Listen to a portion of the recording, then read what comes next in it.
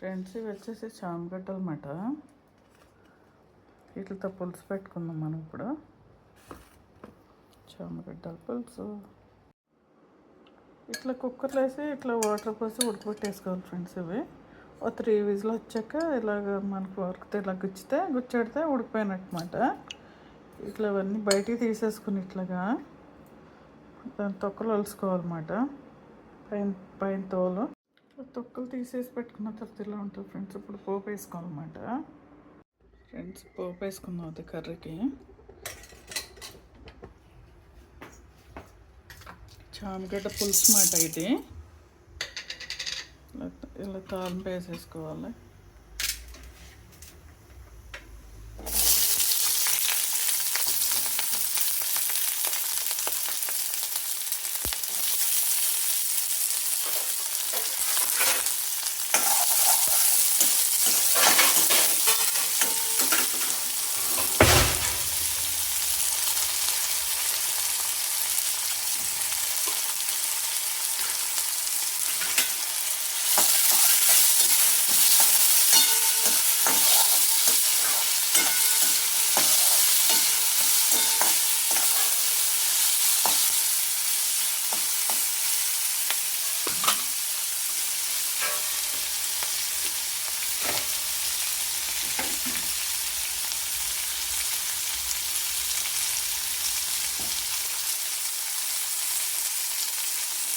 కొద్దిగా మెంతులు కూడా వేసుకోవాలి ఫ్రెండ్స్. మెంతులు వేసుకుంటే పులుసులోకి బాగుంటుంది అన్నమాట టేస్ట్.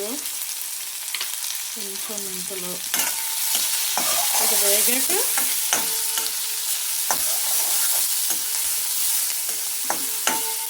కొద్దిగా దోరగా వేగాక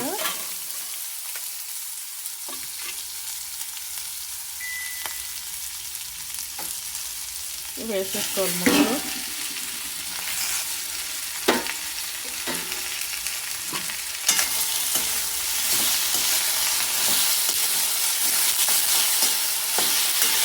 ఒక 5 మినిట్స్లో అయిపోతుంది. ఆల్రెడీ ఉడకబెట్టేసిందే కాబట్టి ఎక్కువ టైం పట్టదు.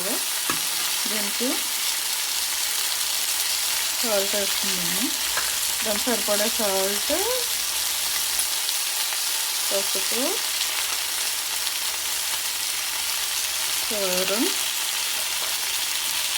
కలుపుకోవాలి.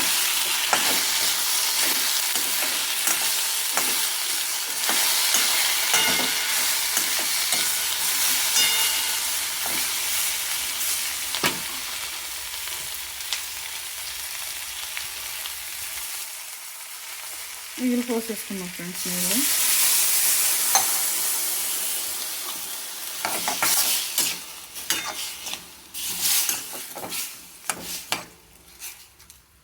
పోసుకున్నాక కొంచెం చింతపండు పులుసు పోసుకోవాలి. దీంట్లో చింతపండు పులుసు వాళ్ళు టేస్ట్ వస్తుంది అన్నమాట. మూత పెట్టేసుకున్నాం ఫ్రెండ్స్. మూత పెట్టుకొని ఒక 5 మినిట్స్ ఉడికితే రెడీ అయిపోతుంది. చామగడ్డ పులుసు రెడీ.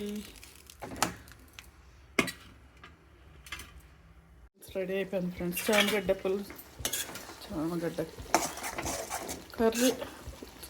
పులుసులో అనుకున్నా, ఇదేమో ఎగిరిపోయింది. రెడీ అయిపోయిన తర్వాత ఇలా ఉంటుంది అన్నమాట. కొంచెం కొత్తిమీర వేసుకొని దింపేసుకోవడం.